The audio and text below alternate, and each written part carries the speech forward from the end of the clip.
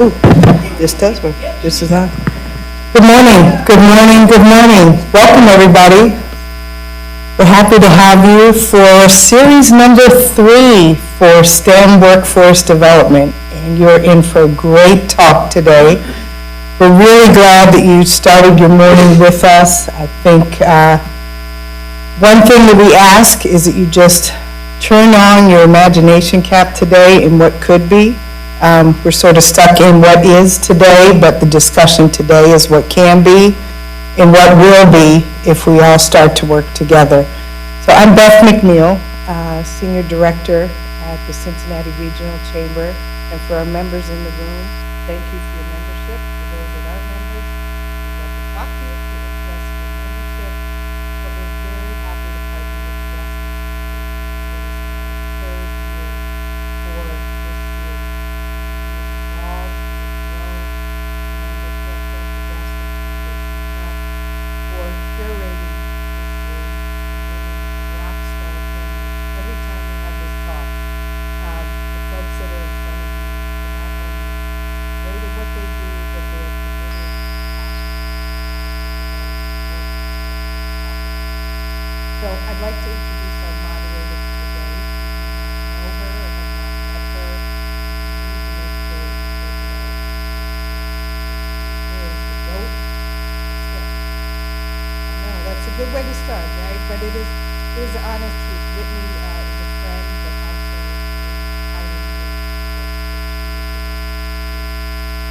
So Dr. Whitney Gaskin is the founder of the Gaskin Foundation and the Associate Dean of Professional Development and Community Impact in the University of Cincinnati College of Engineering and Applied Science, the only African American female currently teaching in the Faculty of College of Engineering.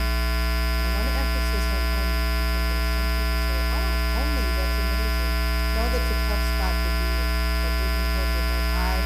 She does the work being the only. She is committed to not remain the only. She builds and makes sure for others that follow behind her.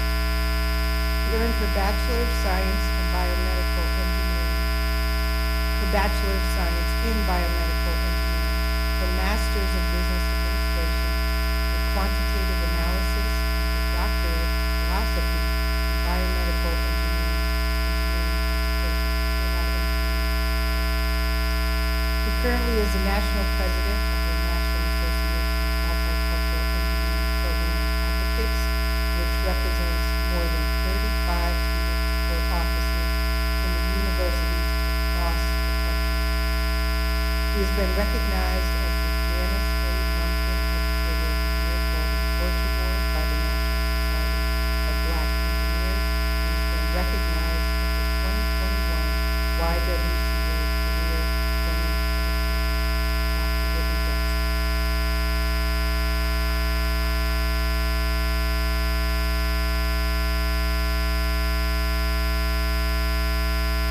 Good morning.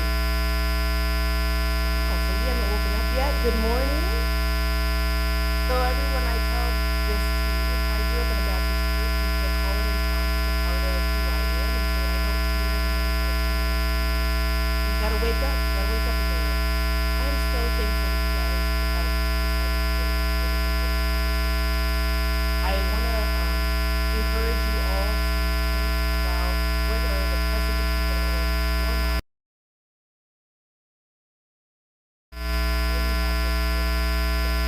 The time is now. We have this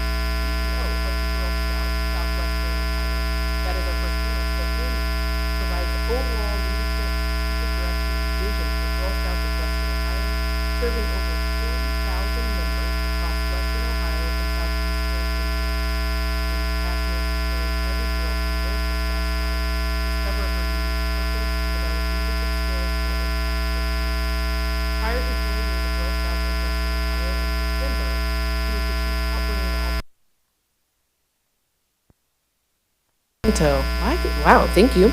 Council serving a 26-county area in Southeast Texas. While there, Amy managed membership, programming, customer service, property management, and more. She excels in developing and executing long-range strategic plans, problem solving, and building and maintaining relationships. She is highly regarded across the Girl Scout movement and participates in many national leadership roles. She is a lifetime member of the Girl Scouts, a member of the Juliette Gordon Low Society, and a National Council delegate. Can we please give a warm welcome to Amy Sproul? Good morning. I think I'm okay. I'll try to stay fairly centered if I can, but hopefully you can hear me okay. Good morning, everyone. It is such a pleasure to be here, and I have to tell you, when Dr. Gaskins calls and asks, I always say yes, whatever it is, right? Because this is such a powerful partnership and opportunity to collaborate, and I'm just thrilled to be here this morning. As she said, my name is Amy Sproles. I am President and CEO of Girl Scouts of Western Ohio. Girl Scouts of Western Ohio serves 40,000 families from Cincinnati to Toledo in a 32-county footprint. We also serve 2 counties in Indiana within that, so down in Dearborn and Ohio counties, and we're thrilled to be a part of that. You know, as I think about what Whitney was sharing this morning, I can't double down enough on the requirement for us right now to navigate this inflection point that is happening in society differently. The imperative for us as a nonprofit community, as a public sector, as an education sector, and as a corporate sector, to think differently, in particular about what our youth need to be ready for tomorrow, because that's the space I live in every day. You know, I'm really passionate about, as she said, making sure that, in particular, girls are ready, that they are life ready when they graduate from high school for the next phase of their life, to be powerful contributors to this community that we live in, and to make sure that they have the skills they need, both the soft skills and the education that they need to do that really well. So at Girl Scouts of Western Ohio, we are focused on, we were just visiting this morning about the safety net that is imperative for our youth today. And what that means is it's not fishing lines. We are not individual organizations trying to do one thing for youth. We have to be a net, which means collaboration is so critical, and coming together as a community to solve problems innovatively is really critical, and just thinking differently about who fills what space in our youth's lives and how do we make sure that they have the supportive resources they need to thrive today and tomorrow. So thank you for the opportunity to be here. I appreciate it. Our next panelist is with Learning Through Art, Kelly Asbury. Okay, I was like, you tell me. So Kelly Jo is an educator, collaborator, and artist. She has sought and cultivated equitable, interdisciplinary connections with post-secondary and primary education for much of her career. Kelly has led Learning Through Art to the world stage as presenters for the World Literacy Summit at the University of Oxford, and applied her years of experience in education to help earn Learning Through Art Incorporated a S.T.E.M at the Organization of the Year. The S.T.E.M is an award show that we have here in Cincinnati, directed by She also appears as Craft Miss Kelly for the regional Emmy Award-winning Books Alive for Kids streaming production. Kelly attended the University of Cincinnati and received her MFA in painting from the School of Craft. She obtained a BFA in the studio arts within painting and drawing with a minor in theater alongside Northern Kentucky University. Kelly's work has been awarded and shown nationally as well as internationally. Please welcome Kelly.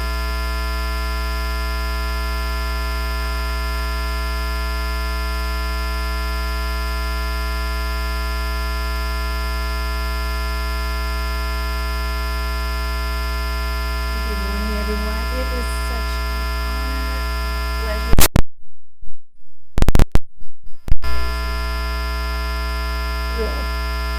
Again, I'm Kelly Jo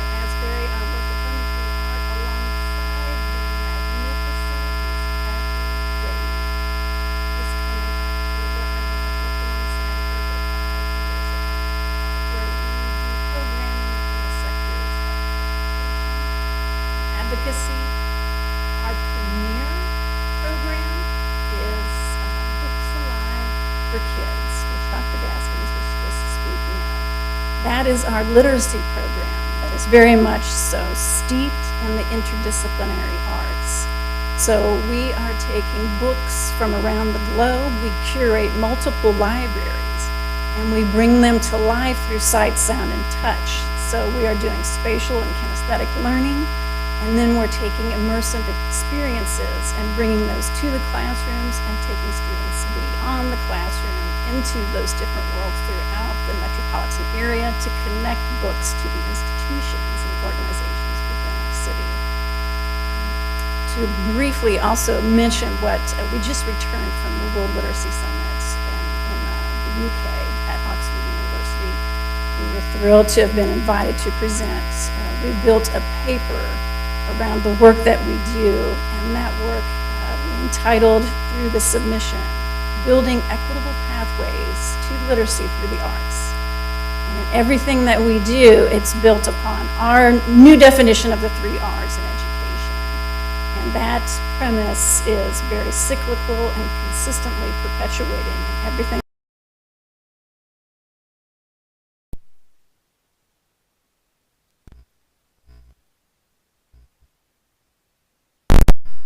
S.T.E.M with you today.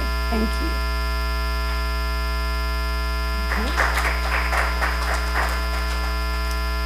And our next panelist is Jordan Bankston.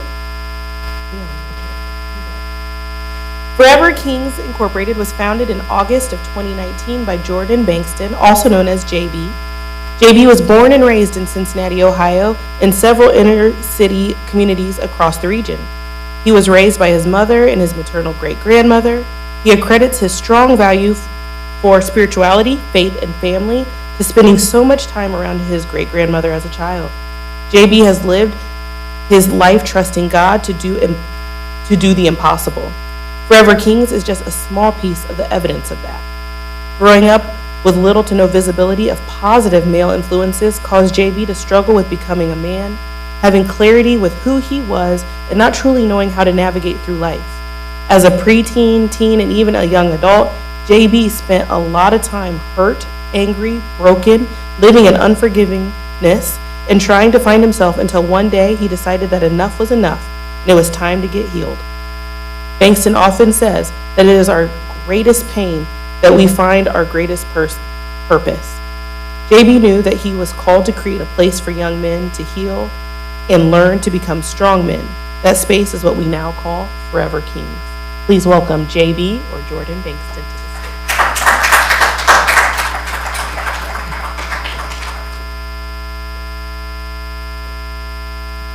Good morning, everyone. I am Jordan Bankston, and I'm so honored to be with you today. As Dr. Gaskins mentioned, I have the pleasure of being the founder, president, and CEO of a dynamic organization, Forever Kings, where we serve young men from 3rd grade to 22 years old with a focus on giving them an equitable opportunity to achieve personal and professional success. And we are so, how y'all doing? We are so honored to be partnered with the Gaskins Foundation to ensure that Black and brown children have a fair chance in engineering and STEM and technology.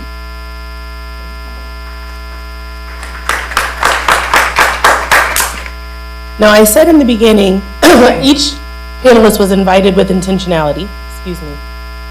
And I just want to make sure that you get to hear from them first before I add any of my comments to what they do and why. And so my first question to each panelist, because we're talking about STEM workforce development. What does your organization do to help when we talk about STEM workforce development?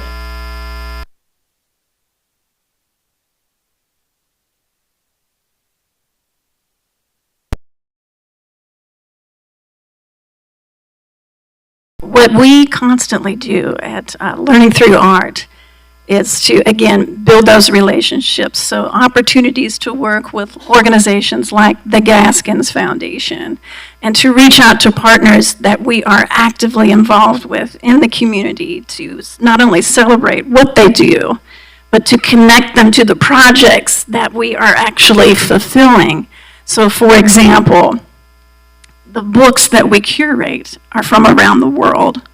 We want to make sure that every child has an opportunity to see themselves within the books that we curate. And in so doing, we are building relationships with authors from around the world. So they're speaking truth to power about those lived experiences so those children can connect to those stories. And then when we bring these initiatives and these projects to life within Cincinnati, we are looking to various partners consistently to, again, not only celebrate, but to invite into the process. So for example, we recently did programming at a school in Dayton, Ohio. It featured the book by Misty Copeland, Firebird. We brought David Choate and the Revolution Dance Theater from right here in Cincinnati with us to have representation to see this is a Black ballet theater that is in residency at the Aronoff, the first in Cincinnati to do so, and to talk to you more about this story and what Misty has gone through to be able to do what she is doing in a world where she didn't see anyone who looked like herself. And again, always building those relationships and having relevancy to the work that we do so that there's an opportunity to apply that cultural knowledge within the educational system and to actually apply that to what you do beyond the classroom. Well, that was a good response. I would say for us, when we think about probably starting with technology, we are living in this digital age, and the reality is that young people are faster than us. They are smarter than us. They're more innovative than us. And that's okay. So everybody just slowly exhale, ready? Because they still need guidance, they still need taming, they still need us, and there's such a great opportunity for cross-generational integration to happen, but we have to not be afraid of them, and we have to teach them to not be afraid of us. So for us, it's how do we uplift our young men to teach us about technology? I want them to tell me every AI trick that there is that is going to make my life easier, right? But it makes them feel empowered, it makes them feel seen, it makes them feel like positive contributors. When we move into engineering, we know that minorities are underrepresented in this space. So how do we show our young men of what is possible being an engineer? How do we expose them? One of the great things we got to do this year was send a busload, a couple, probably 15, 16 young men to the National Engineers Summit. So how do I send kids to Chicago and get them to see what is possible, right? That these possibilities are even, that they even exist, because a lot of the times they have no idea that they even exist. And then when we think about the future, whether we want to embrace it or not, STEM, STEAM, whichever way you want to put it, is our future, right? So as an organization, we are very intentional about how we lean into that versus leaning away from that, and how we help raise up the next leaders in the industry. Thank you. Thank you. So at Girl Scouts of Western Ohio and at Girl Scouts nationally, I would say we have been working in the workforce development and specifically STEM space around workforce development for over 20 years. I always like to share with folks, we are probably, in some ways, your grandmother's Girl Scouts, but in other ways, a really different Girl Scouting experience for girls. We offer, many of you will be familiar with a Girl Scout who's wearing her sash or vest, and it has lots of badges on it that demonstrate the things that she's learned through her experience. And today we offer over 120 STEM badges for girls. This has been a major transformation to our national program portfolio that's been very focused on what are the specific 21st century skills that our girls need to be prepared for their future. So it ranges from cybersecurity to automotive engineering to think like a citizen scientist, think like a programmer, think like an engineer, math and nature, you name it, right? So I could go on and on, but they're kind of escaping me at this very moment. But what's been important about that is working with industries on the front line of where STEM is taking us and preparing badges that are age appropriate for kindergartners all the way to 12th grade girls to see how STEM comes to life. And we partner with that with the really important leadership and soft skill development that is required to create STEM leaders of the future who know how to think about improving their community and ensuring that our STEM developments are safe and ensuring that everyone is represented in the way technologies are developed and implemented to benefit all sectors of society, right? So that no one is left out. And so these are some of the critical thinking skills that we are helping girls develop, some of the community problem solving skills we're helping girls develop, and the exposure that we're ensuring that girls get to women in these fields and to how these fields make a difference in the world and show up in their everyday life, which is one of the critical pieces for STEM education. Learning it from a book, and that's what you all were sharing too, learning it from a book is one thing, but seeing how it shows up in life and in the everyday spaces they live is really critical. So thank you. Thank you. So now I'm going to add my spin, and I'm going to ask the panelists to react to this. And if you have questions, please feel free to raise your hand. So I'm going to start with Jordan just because he's the closest one to me. A lot of people are like, Forever Kings isn't a STEM organization, but it is an organization to help Black boys, in particular, in this time.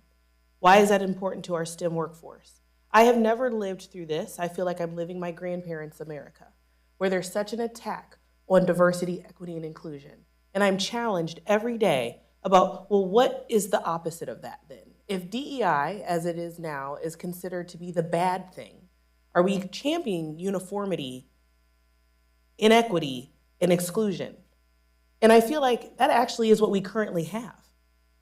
We need organizations like Forever Kings because I don't know if you guys have felt this pressure of what it feels to be oppressed. The anger that you have to deal with to navigate the world when people are trying to tell you you can't be more than. His organization fills in that gap to help those boys realize you can be whatever it is that you dream of.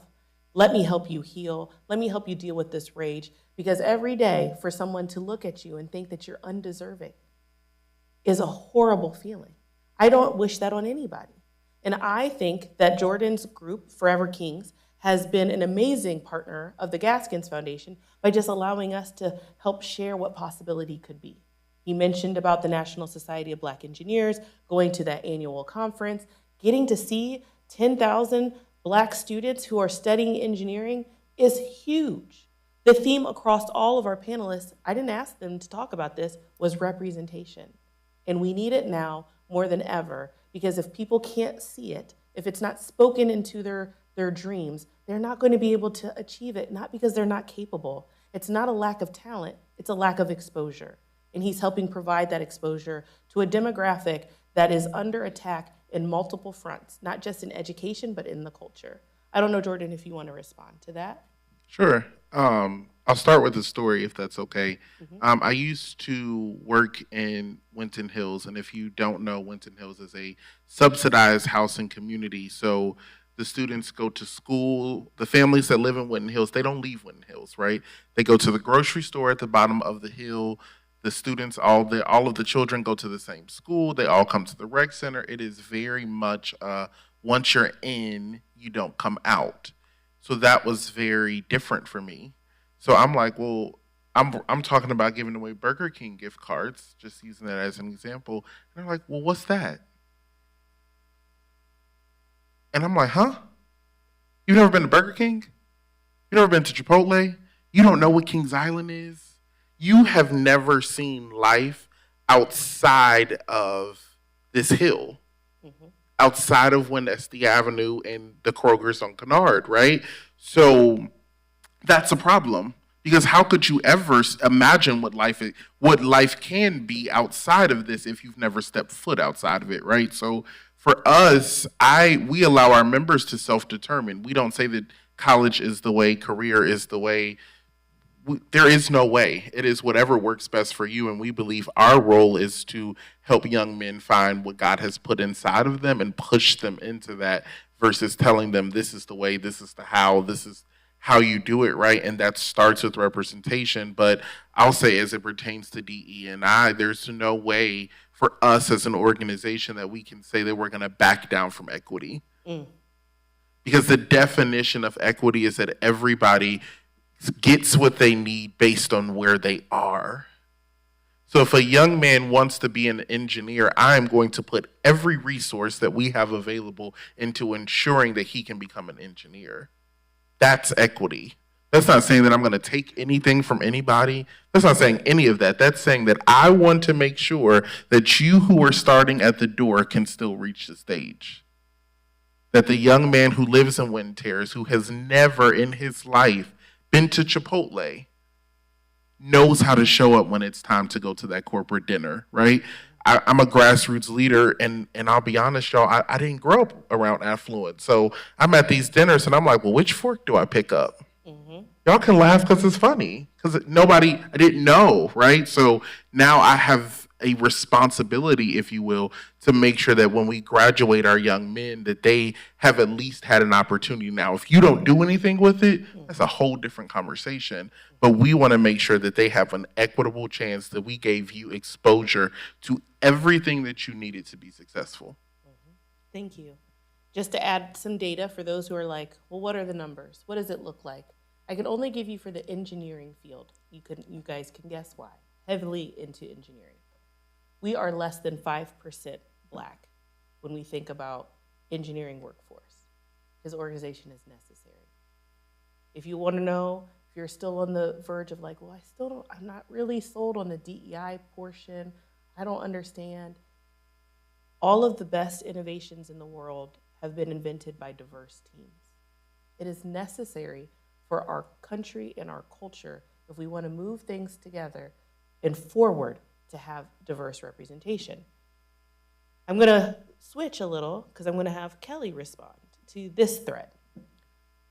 People always ask, well, why do you guys partner with Learning Through Art? What does art have to do with STEM?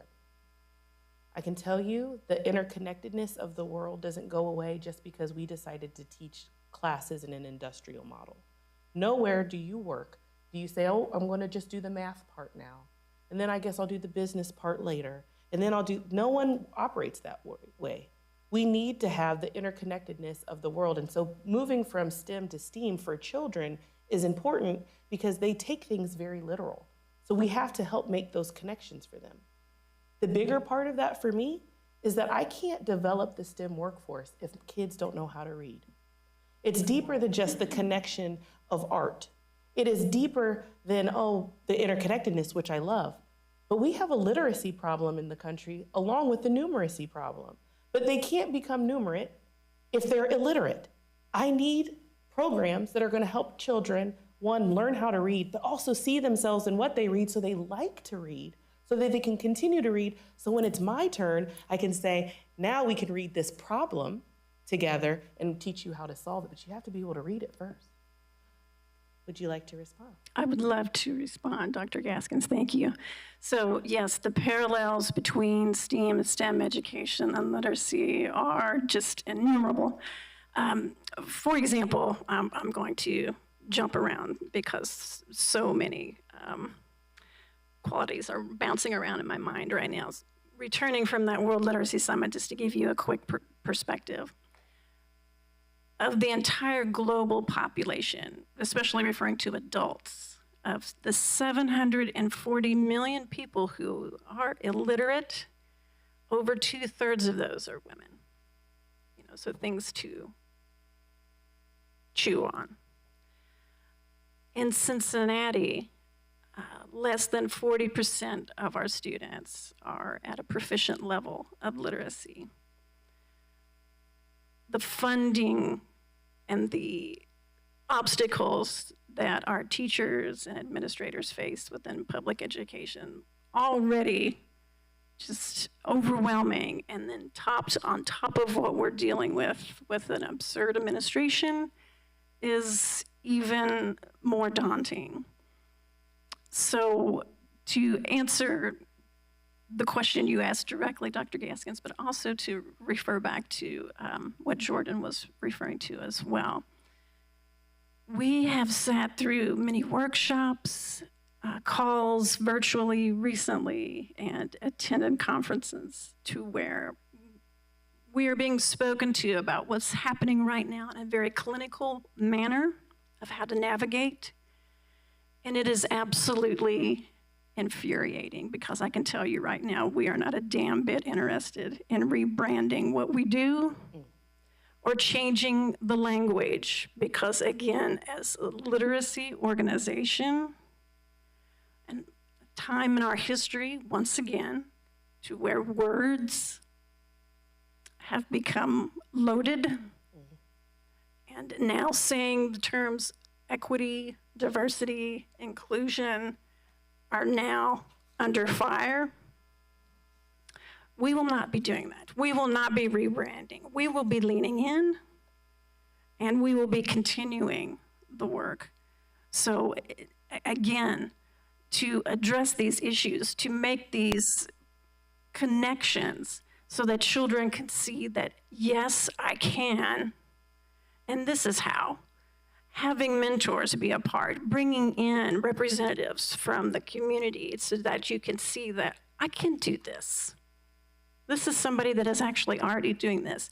And also getting out of the classroom so that it has that real life application to where it's not just, oh, this is a task to fulfill, but this is how it can really take place. Environments like this, and the stimulating Saturdays, and being held within the Cincinnati Museum Center, and seeing that application happen in real time, or the digital futures within the Innovation Hub. Those are the kinds of connections that we're constantly, those relationships that we want to foster, and those opportunities that we want to provide, and we'll continue to do so. Thank you. So the third thread, the Girl Scouts. I feel like as we talked about the representation of just Black representation in STEM, it is important for me to call out what the representation for women in the STEM workforce looks like as well. We have not reached over 30% ever. I think at the highest, we might have been around 27, but because of COVID, our forced social experiment, we still live in a culture, forced social experiment. We live in a culture where we still subscribe to gender roles. What does that mean? When schools shut down and caregiving needed to be had for not just children, but for the elderly, who do you think said, I'm going to step out of the workforce? Women. Then when we talk about, well, we were already not even 30%, but make up 50% of the population, people are exiting. How are we going to get people excited to go back into STEM? And how do we get girls excited to go into STEM? You will get a deep dive if you stay for that session at 10 o'clock today with the Girl Scouts in particular. But I have to highlight the fact that she said there were 120 badges for girls to go into STEM. The daunting thing for me is because I get to work in the full, from cradle to career for STEM education. We lose girls as early as 3rd grade. And even the girls that we get through, even through undergrad, choose to step out of the STEM workforce to choose other careers. We have a problem. We have a problem because I'm telling you now, women are amazing. And without our voices being heard, we're losing something in our culture and our society. Thank you, Whitney. It's so important. And I appreciate the fact that you're raising this idea of STEM confidence, STEM identity, girls having the mindset that the stereotypes of what a scientist is are simply historic reality. They are not their potential. And it's something that we're incredibly focused on because, like JP was sharing, we believe that every girl has the opportunity to thrive and fulfill her highest potential. And that could look like a lot of different things for girls as they prepare to take their place in community as adults. But what we're seeing is, yes, we're continuing to work our way against that disparity in the numbers, but we're nowhere near parity. So what happens in a girl's world is at the age of 5, as she enters school, she thinks everyone has the potential to aspire to be whatever they choose. Right? She has this idea, if you ask her, or boys, either one, to draw what does a scientist look like, they're fairly equally likely to draw a man or a woman or both doing scientific activities. And by 3rd grade, it shifts. And girls no longer see themselves in that picture. And so what's happening, because her competency doesn't shift, girls still perform at very high levels in the STEM fields when we think about primary education, and that continues throughout education. There isn't a competency gap, there's an identity gap that's happening, and there's a cultural persuasion that is encouraging girls and boys both to begin to identify that scientists are male fields. We see high representation of women in what are historically more nurturing and caregiving fields in the biological sciences. That is the space where women have achieved parity or slightly above parity in workforce balance. When we think about nurses and doctors and those who are doing kind of the life sciences, veterinarians, those types of fields. But when we look at the sciences that are really carrying us into this 21st century of innovation, the fields of technology and engineering and mechanical engineering and kind of more the hard sciences, that we are still far from parity. And even though girls, like you said, and women are entering university at a higher rate, are represented in parity in undergraduate degrees, and are pursuing STEM fields at an even higher rate, there still appear to be barriers to getting them into the workforce in those fields in ways that they feel like they can make a contribution to make the world a better place. What we know about girls is that's what's important to them. They want to make an impact. They want to see, how does this make community better? And that's what we are focused on, is how do you use this skill to make the world around you a better place for everyone to live in? How do you use this skill to be innovative and bring something to your community that improves the lived experience of everyone in your community? And it's so critically important for us to continue to press into that. You know, we like Learning Through Art are not stepping away from our mission and our focus. We say every day that we at best achieve our mission when every girl, each and every one, feels like she belongs in Girl Scouts. And I will stay committed to that no matter what the tides around us are doing. So thank you for the opportunity. Thank you. So are there any questions in the audience before I move on? Again, if you have a question, please feel free to raise your hand. We would love to. Yes. Shane, can you take the microphone to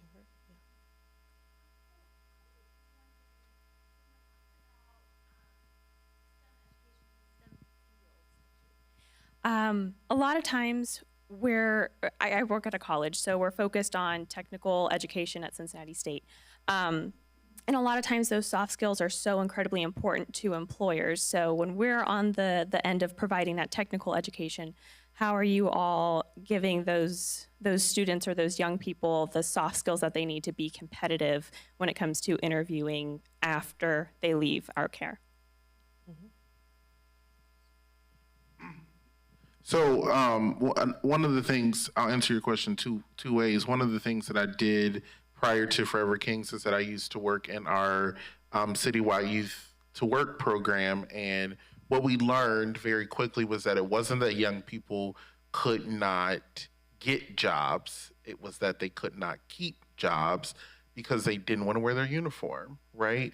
And they didn't want to go on time. And they did not understand that when your boss tells you to do something, you do it, right? Those very, very, very simple things, what we call soft skills. So I think that we are at this place as a nation, right? This generational shift as a nation where what we really need is we need more people who understand what it's like to not have those skills, people who have developed those skills over time, people who have been graced, right? Who have maybe got into some chairs and some seats that they didn't deserve, didn't have the skills, didn't have the expertise, and had to figure it out to help those young people. Because what I think we all could agree about is that young people want to succeed. They want to do well, and we as adults have an obligation to help them succeed. And it can be frustrating, right? I own a frozen yogurt store ran by teenagers, and most days I want to bang my head on a wall. But I have an obligation to help those young people succeed. So I think that soft skills, I'll be very candid. I think that we are hard on young people because I also manage adults who don't have any.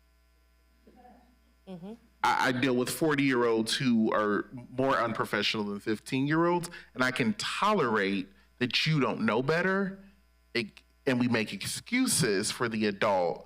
Oh, life circumstances. Well, this 15-year-old was hungry this morning, had to drop their siblings off at two different schools, get back on another bus, and then they got to work. So if they were 5 minutes late, can you let that go? Because you're willing to let it go for this adult.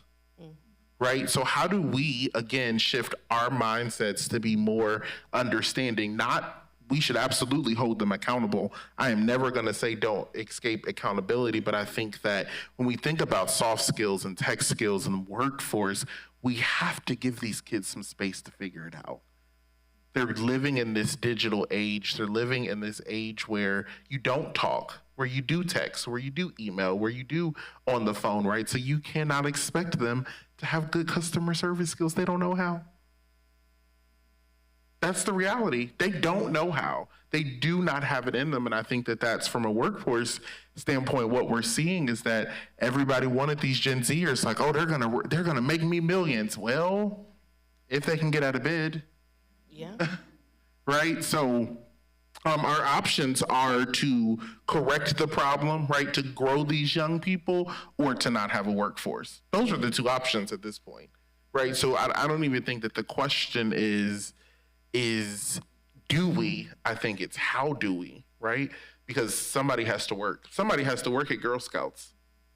Somebody has to work at Forever Kings, right? So we have to figure out how we mold young people and give them some grace to figure it out. Because me personally, this is just my belief, I don't know about you, but I would rather take someone who I can mold than for someone who is set in their ways, who knows. And most of the people who be knowing, y'all, they don't be knowing. You really don't know, right? So I hope that answers your question, but I think that we have to give them grace.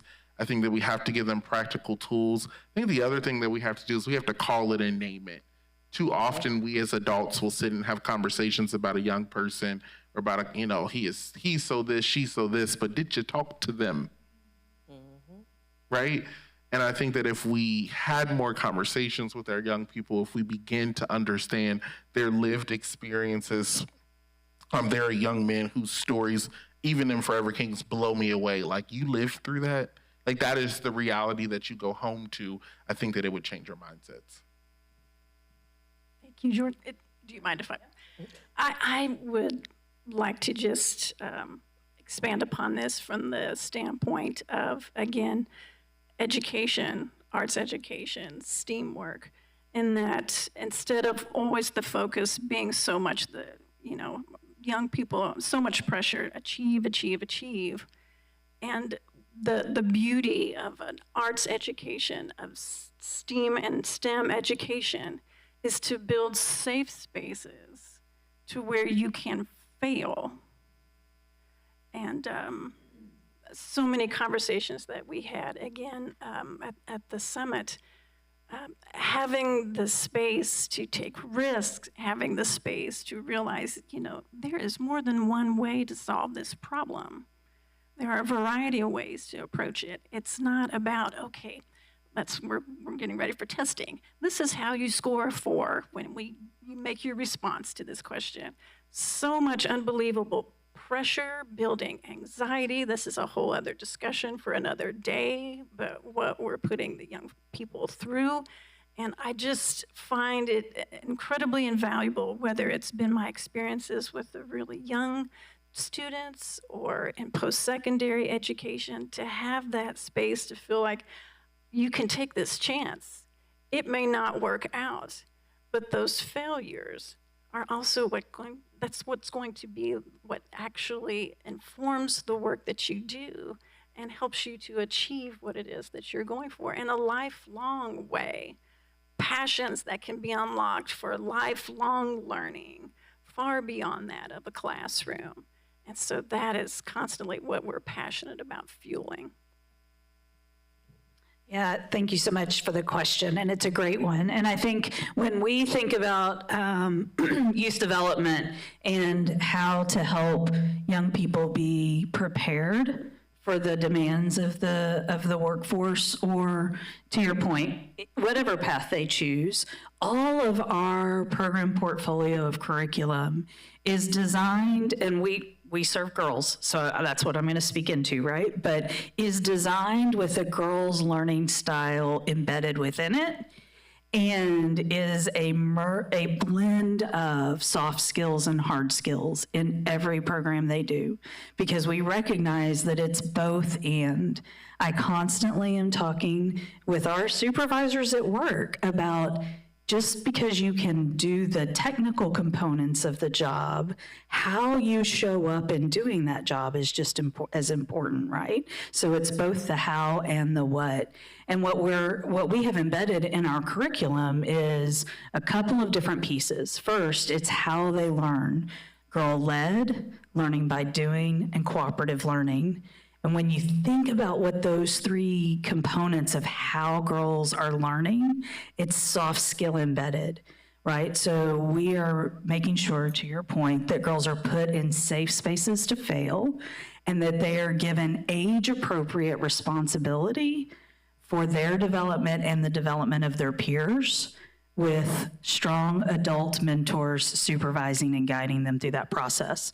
So what does that look like? That looks like a 9 or a 10 or an 11-year-old girl teaching her troop what she's learned in cybersecurity. It looks like a group of girls working together to problem solve a robotic coding problem, and figure out how to explain and present that, right, to the judges in the robotics competition in a way that helps the judges see the creativity of every member of their team. It looks like being able to identify the strengths of everyone in the room, or navigate challenging conversations to get to the goal, and doing that with in a safe, supportive environment with adult mentors who are guiding it. And so it's core to how we approach education and learning. And I think it's something that's critical about the entire nonprofit, corporate, community collaborative around youth. We all have something to bring to that space. Education is one component of it, and the burdens that are on our education system are significant to get the technical teaching done. So how do we as a community surround our youth with the other components that they have to thrive? And that's part of how I would say we approach that work. So making sure that girls at a young age are given responsibility in a safe environment, and are able to be curious, and are able to try and fail, and are able to learn how to develop healthy relationships and navigate conflict and all of those pieces. Make sure everyone is represented in what comes out of their group work together. So thank you for that. There are a lot of threads in there. I'm going to invite everyone to rethink what they consider professionalism. And I want you to ask yourself, why do you think that? And if you've never challenged that notion of what is professional, you might actually be feeding into the problem of why you can't get the talent that you need. The students of today are not the same as, I'm not even the same person I was when I started working. Challenge that notion of professionalism. I get it, right? Well, I do need you to come to work on time. But I'm going to challenge this. Do you? What does me showing up at 9 o'clock versus 9:30 do for you? Is it time-oriented or task-oriented? Just think about it a little bit. If I'm late, how did that impact the deliverable? Did it? Probably not. Now, a meeting, that's different. But if your work is project-based, why do you care if I come in at 10? The project is done. Challenge what you're thinking as professional. Learn to innovate even your workforce. So when we talk about STEM workforce development, use those same skills when you're talking about the places where people are supposed to be working and thriving. What are you holding on to that doesn't actually serve a purpose? There was a long time I worked at a company that said you couldn't have, your hair had to be naturally colored, like a natural occurring hair color. What did my hair have to do with me crunching Excel sheets at my desk?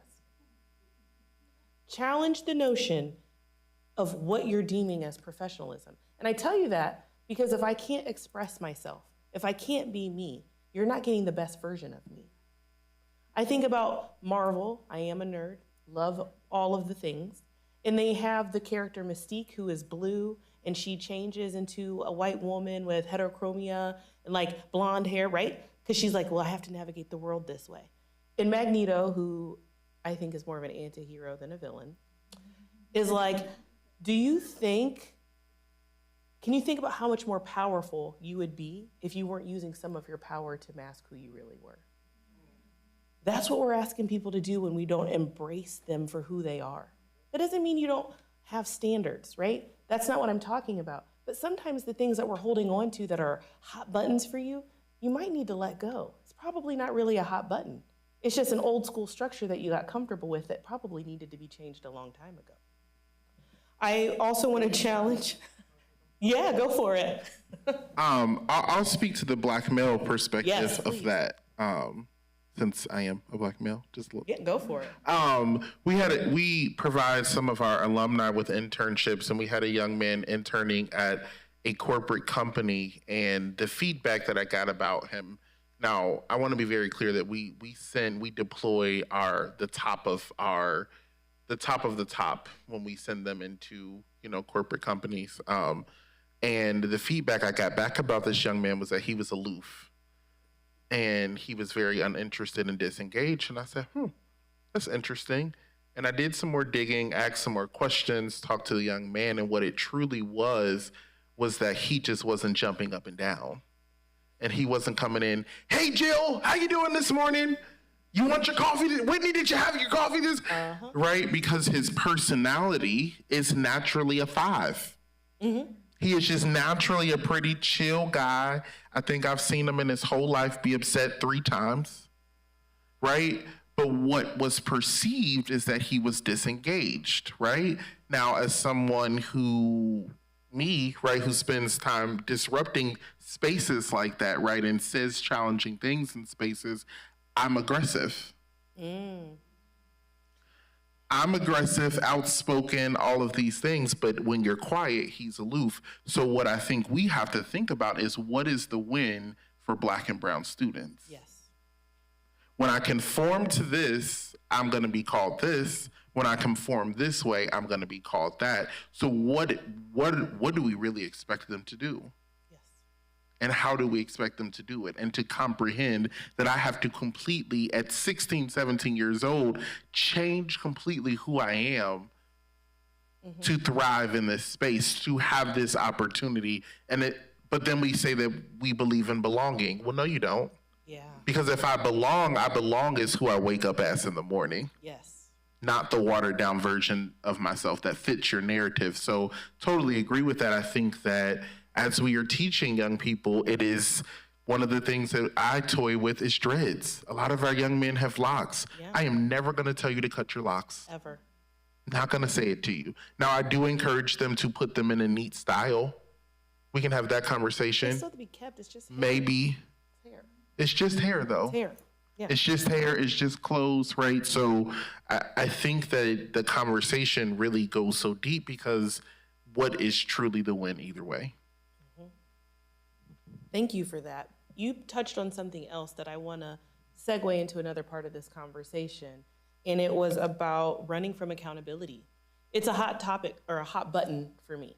If you've ever been in a room and people are talking about somebody negatively, even if positively, you're just talking about people, but you've never said that thing to the person, you're running from accountability. I find that to actually be disrespectful for you to not tell people what is going on and why they made you feel a certain way, because then you're taking away an opportunity for growth from them. If I have no idea what I'm doing that's getting on your nerves, or below your expectations, but somebody else does? You thought it was appropriate to share with somebody else? Inappropriate behavior. Rethink how you run from accountability, because then I hear the chatter of like, oh, these Gen Zers. Well, did you tell the Gen Zer what your expectation was so that they could rise to the occasion? Most people wake up wanting to be excellent.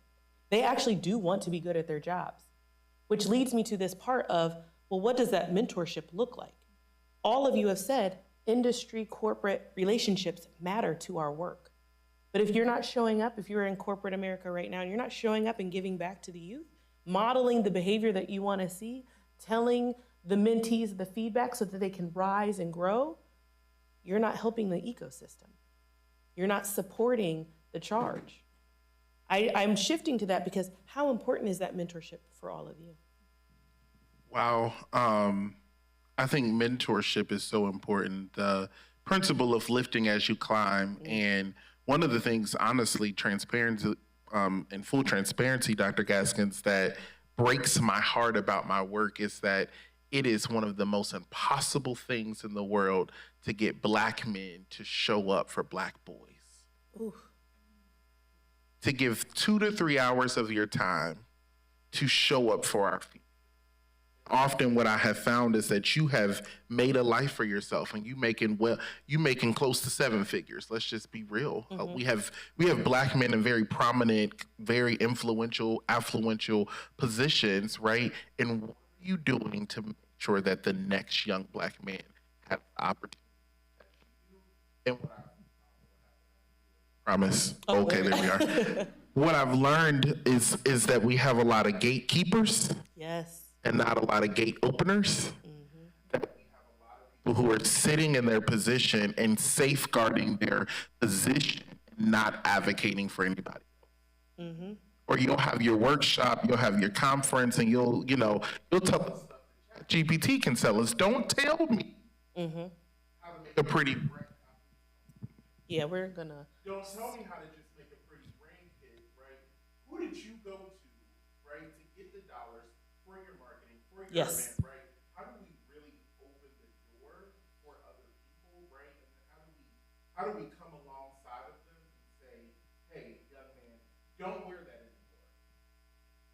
We're gonna pass this mic because there are people on the live stream on YouTube that can't hear if we don't talk into the microphone, so. Yes. Okay, there we go.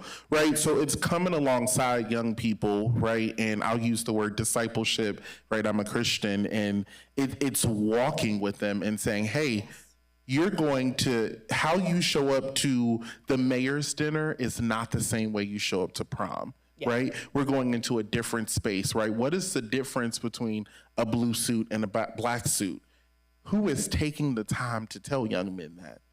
That when you're going to a job interview, you wear a blue suit and brown shoe, right? All of those things is I guess we just expect them to know it, but somebody had to tell you. So I see that we have such a great opportunity. If every corporate executive just mentored one young person, how could workforce be changed? Just one. Just one. 2 to 3 hours out of your month. You are not that busy. There is not that much busy in the world that you cannot show up to Saturday Hoops once a month. Right. For 2 hours. And a lot of the times organizations, I don't know about you all, but we do a lot of the heavy lifting. Yes. All you do have to really is show up. All you really have to do is show up. I've already got the Gaskins Foundation coming. I've got dinner. I don't need you to do anything but show up and talk to a young man and tell him that he can be great. Yes. And it can be the most impossible task to get people to do that. But then then on the other side, we'll say we don't have a workforce. Well, duh, we didn't create one. Thank you, Jordan. Something that we constantly say at Learning Through Art is that we want to meet the community where you are. We don't have projects and initiatives and events and then expect, okay, this is what we're doing, come to us and enjoy. We want to take these ideas, these opportunities into the communities throughout Cincinnati and to make sure that we're thinking about the barriers that obstruct these opportunities. So if it's always, oh, this is what we're doing, come to us, we're not considering transportation. We're not considering accessibility, and that is paramount to what we do. We want to make sure that if we're not at your community and your neighborhood, how are we going to get you to where we're doing this? How are we going to work with other partners to make sure that we can provide that transportation? How are we going to make sure that you have access to our curriculum? Well, we make sure that everything that we do, and it's located within 2 different libraries, pre-K through 3rd grade, 4th grade through 8th grade, it's free, ready to go. Download, print, take whatever you need. Lesson plans already ready to go. Take it and run with it. Resources and funding, all the grant writing that we do to make sure that we can offer what we do, because schools do not have the budgets to pay for this. My goodness. And now it's under fire to be even worse. Yes. So, constantly working within this direction to do so. Oh, yes, ma'am. Okay. Amy, did you want to respond? And then we'll go right over here to the question. I'll keep it real quick, and then we'll come right back to you if that's okay. But the importance of mentoring and representation for youth is critical, and every sector needs to show up. We have amazing corporate partners who we're thrilled to work with. And like you said, we provide all the things, right? We'll help you show up in a way that is purely accessible to the youth, right? It's not something to be scared of. They want to hear your story. And when we think about youth have, kind of narrow sets of adults who are typically speaking into their life with narrower lived experience than they may need for success. And when mentors show up and add more angles to those prisms of what life experience can look like, they can see the full rainbow, right? And that's what's really critical for those mentors to step into that space, help youth see themselves from different perspectives, see what they were created to do, what their purpose in life could be, what their strengths and natural abilities are, and what can be grown and developed in them to be incredible contributors to society. That's not going to happen sitting in their space only with their friends or only with their neighbor or school environment. They need to see beyond that, right? And that means we have to go to them. We have to bring those mentors into those spaces where they are and help them see lots of different opportunity, right? One of the things that I love the Search Institute, because they do a ton of research on mentoring. So if you're not familiar with their work, but what they say is youth used to be 5 adults in their world. It is now 8 adults in their world. 8 adults that they can go to if they have a question or a problem. And that could be a chance mentoring encounter in a one-day experience where you exchanged contact information. When that youth reaches back out to you, it is critical that you respond, because that is how they know they have adults in their world who care that they're successful. So I just wanted to touch on that for a minute. Awesome. And you said it only takes 2 or 3 hours a month. I don't know about you, but my device tells me how much time I look at it every week. Every week, I get a report from my device. It's happy to tell me, right? How could I cut a couple of those hours and give them to a youth? That's all I'm going to say. Thank you. Yes. We did have a question in the audience. That prompted a question for me, and that is around timelines. You all are nonprofit organizations, right? I'm sure you all have received grant funding, right? And it usually comes with a timeline, right? The expected deliverables at this time. How can we really, and thank you to the Gaskin Foundation, because it seems like, and I'm learning more about your foundation, that you are invested in continual growth, continual progress, and that kind of erases that, timeline. Yes, you want results, I get it, but in an organization where funding is tied to timelines, what that creates is you have 2 years to turn all these people around to get them to this point. What happens for 15 years, we have to now take 2 years to unwind, recreate, and reestablish individuals. And at that 2-year point, that person, that young person, is now saying, whew, I'm ready to go. I trust you. I believe you. I'm sold in. I'm bought in. I'm ready to move. Now the timeline stops. Now I have to stop the work. Now I've dropped a person who now has to figure out and re-navigate and all these things. And I'm not saying that nonprofits don't go after more funding to be able to do more work, but we're creating this cycle of timeline, because you can't tell me how long it takes for me to unwind from all of my traumas, past experience, mental health, to be prepared To do this thing. to do the next step. So how do you, as nonprofits, because we're dealing with the same thing now, we're like, okay, we've just got our footing. They are ready to move, we're ready to move, business is ready to move. Now the program goes away. Then what? So, in the most respectful way, philanthropy is trash. Yes. Philanthropy needs a complete overhaul. When we think about community solutions, the reason why our communities are truly broken goes back to philanthropy.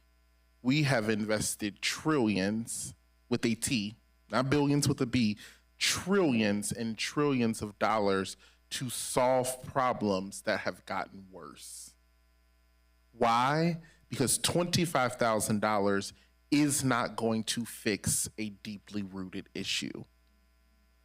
So I don't know about you, but I laugh at grants like that because I spend that at Sam's. I'm feeding 370 young men every month. All that $20,000 is going to do is help me go to Kroger. Right? So you have to grow to a space where you can challenge philanthropy and say, no, we need a deep multi-year commitment, and you need to understand, right? This is where trust-based philanthropy comes in, that there may not be an outcome. There may not be an outcome. So we had investments for our mental health work for 4 years. Only 2 of those years have an outcome. One of the years we had to, I said, on demos for curriculum. That's a process, right? And let's use P&G. If there's anybody who works at P&G, I'm sorry, we love Procter & Gamble. We're so grateful for you. They're great partners of ours. But P&G spends 5 years creating a new toothpaste. 5 years and probably 3,000 people work on this one toothpaste rollout, where a nonprofit, the expectation is these major problems like, I don't know, hunger, solve it in 12 months with $20,000. Yes. It's impossible. Yes. It is impossible. And we don't want to pay for your staff. Yeah, no overhead. No overhead. No overhead. So no overhead. But P&G gets to go on staff retreat. They go to Africa, right, for the week to learn how to market this toothpaste. And I actually have a brand manager who sits on my board, and he was telling me about now they have these headphones that they put on people, and they allow them, they bring them in, you get paid to do it. I was like, I need that job. You get paid to come watch their commercials before they put them out. And the sound waves, I'm sure Dr. Gaskin should know about this, measures what your emotions are feeling. Well, could you give me that?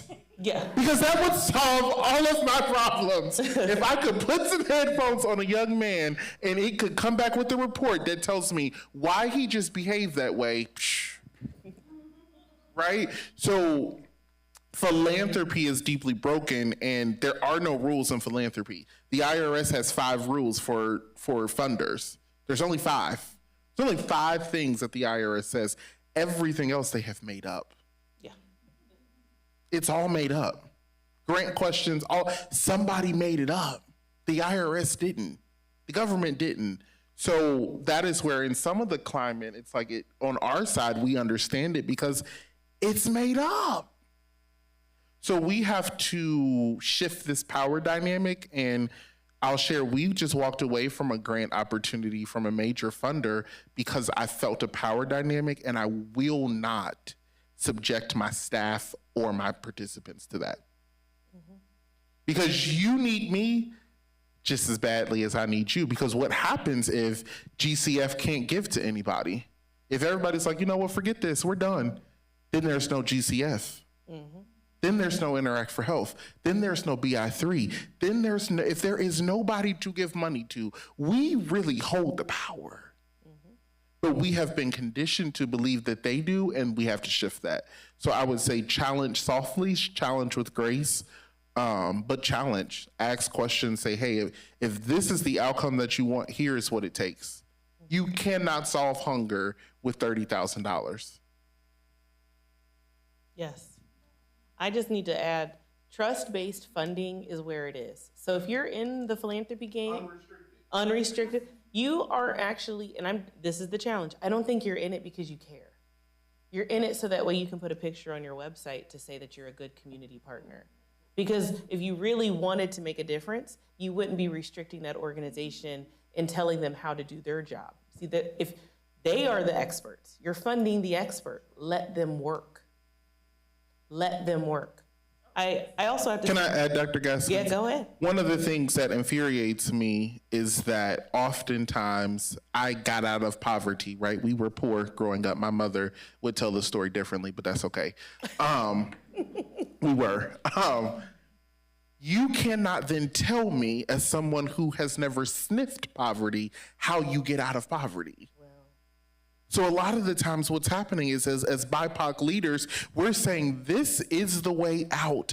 This is how this has to happen. And they're saying, no, it's this way. It's like, Yeah, you've not done that before. you've not done that before, right? How do you even know? So that's where you have to be able to challenge with grace, but be able to say like, wait, that doesn't even make, that's not even true. And a lot of the times there's very good intention. There is very good intention, but if we are not willing to disrupt very good intention, we won't get very good impact. There it is. Good intentions actually have been more harmful than anything else. The well-meaning actions without taking the community's voice is what actually causes harm. We can have a different session to talk about that, right? Like good intentions can be very harmful. You need to just be good. Be the person that you say you are. Be the good people that you think you are. We're over time, y'all.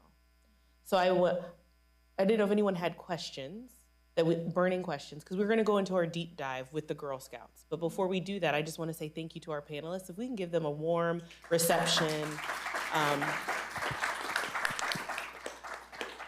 Fantastic people. So I'm going to say Forever Kings is helping Black boys. So if you're talking about STEM workforce development and you're passionate about, I really want to see more of them in the STEM workforce, I want to see them in the pathway, invest. Come have a conversation. Talk about what you can do to invest.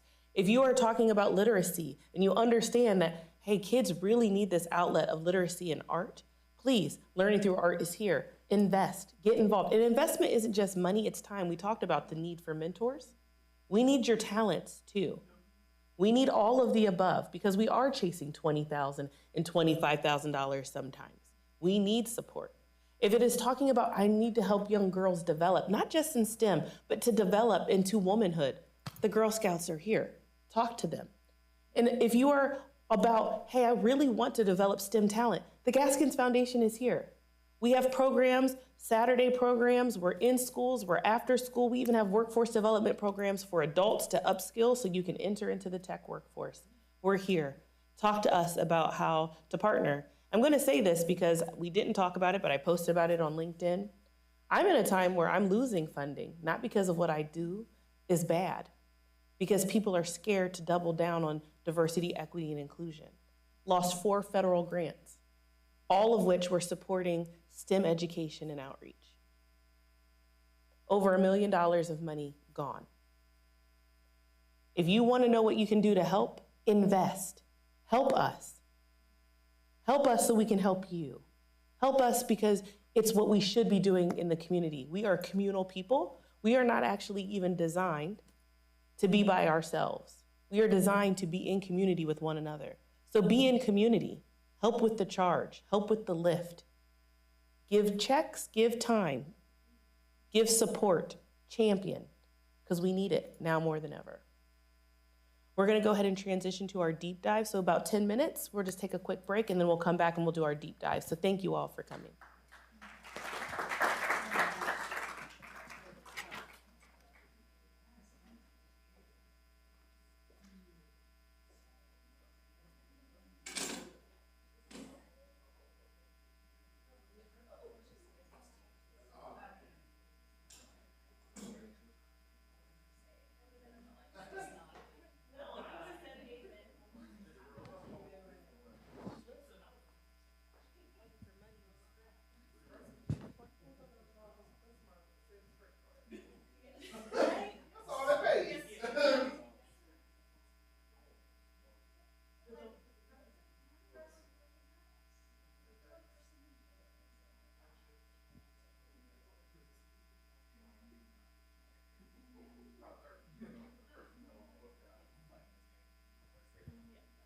I no longer have the luxury to do that, right? Yeah. Okay.